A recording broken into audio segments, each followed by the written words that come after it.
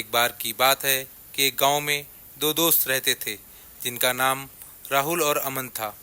बचपन से ही दोनों एक साथ पढ़ते और खेलते थे।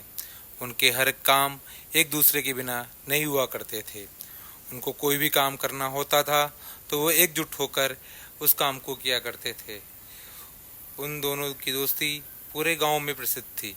राहुल के पिताजी एक गरीब किसान थे, जबकि अमन के पिताजी गांव के सरपंच थे।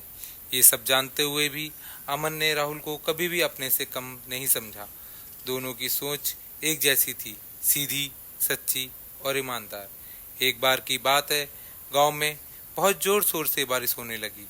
बारिश में राहुल के घर की छत टूट गई और उसके पिता की पूरी फसल भी नष्ट हो गई। घर में खाने के लिए भी कुछ नहीं बचा।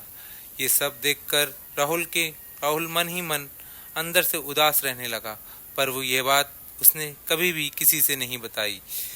जब अमन ने राहुल की ऐसी हालत देखी, वह तुरंत समझ गया कि राहुल के साथ कुछ तो गलत हुआ है। उसने राहुल से बिना पूछे अपने पिता से पैसे लेकर उसकी मदद करनी चाहिए। कभी वह चुपचाप घर का राशन पहुंचा देता था और तो कभी अपनी किताबें उसको पढ़ाई के लिए दे देता था। राहुल जब को पता चला कि ये सब उसके लिए अमन कर रहा है तो उसकी आंखों में आंसू आ गए। उसने अमन से कहा, तूने मेरे बिना कहे मदद की है। ऐसा सिर्फ या तो भगवान कर सकते हैं या फिर एक सच्चा दोस्त। अमन ने भी मुस्कुराते हुए कहा, दोस्ती का मतलब यही होता है, जो बिना कहे एक दूसरे के दर्द को समझ जाएं। समय बीतता चला गया और कुछ सालों के बाद दोनों दोस्त शहर पढ़ने के लिए चले गए।